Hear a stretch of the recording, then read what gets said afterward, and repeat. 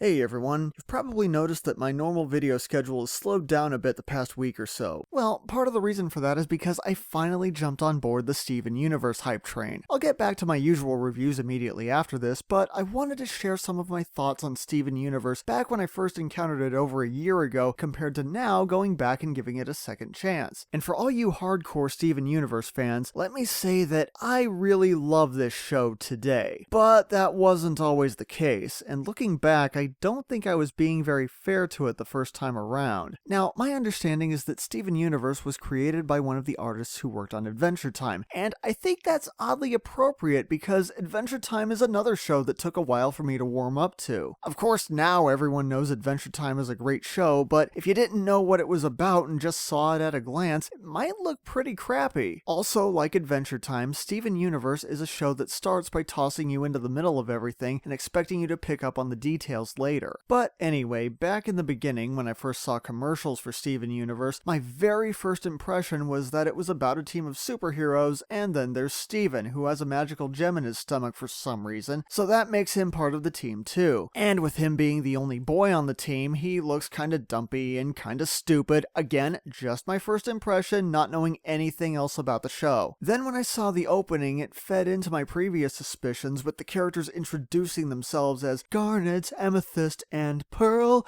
and Steven! All while he's eating a goddamn hot dog. I mean, seriously, if you swapped him out with Uncle Grandpa at that point, would you know the difference? By the way, for the record, I fucking hate Uncle Grandpa. Yes, I know about the crossover, and I will not watch it. Uncle Grandpa is one of the worst cartoons I've seen in a long time. But, getting back to Steven Universe, it also didn't help that the first episode I saw was Together Breakfast, which does get better when you know more about what the show's all about, but as a jumping on point for someone who's completely new, it's not that great, especially considering a lot of this stuff was already rubbing me the wrong way. So at that point, I had pretty much made up my mind that the show was garbage and I just avoided it. Thankfully, it's been getting a lot more attention lately, and after hearing some descriptions about what's really going on, I decided to give it another look, this time watching it in order from the beginning. Frankly, I misjudged everything about this show. The pilot episode presents the theme song as being written by Steven, which makes sense and adds a lot more charm to it. As for Steven being annoyingly stupid, well, he kinda is at first, but he's actually written more realistically as a little kid. He usually doesn't know what to do in complex situations, but he's not Peter Griffin stupid, he just knows things that a little kid would know. And over the course of the series, he grows as a person.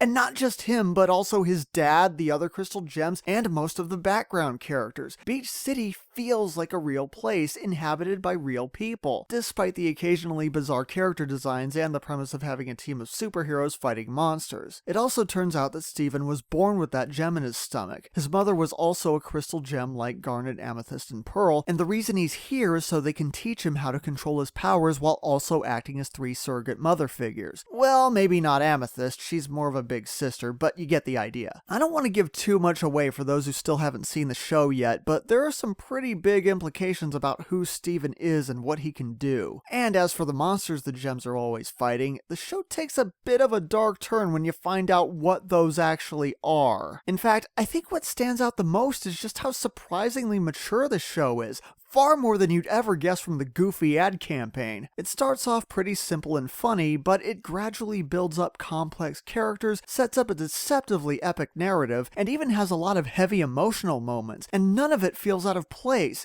It's actually set up so it can tell any kind of story at once, and it all fits together. Oh, and it does all of that with an 11-minute format. By comparison, Teen Titans Go has no excuse at this point besides its creators simply not giving a shit. Okay, that kinda came out of nowhere, but the thing is, I do enjoy some episodes of Teen Titans Go, but then sometimes it tries to have a message and it almost always boils down to, hey, did you like the original Teen Titans or maybe Young Justice? Do you wish this show had a better story or characters? Well, go fuck yourself. Steven Universe is the answer to that, because it never forgets about having fun, but it also shows that you can do more. You can tell a heartfelt story, you can have kick-ass fight sequences, and then you can throw in a completely random joke about anthropomorphic breakfast cereal that cries for no reason. Yeah, for real. That if that happens. And then, because I have no idea how to segue into this, there's the fusion dance. Yeah, you knew I was gonna get to this sooner or later. Now, for those who don't know what I'm talking about, the gems have the ability to fuse with each other. If you're familiar with the later episodes of Dragon Ball Z, it's the exact same thing. They do a little dance to synchronize with each other, and then they combine to form one being. Except in Dragon Ball Z, the fusion dance was made to look ridiculous, while here on Steven Universe,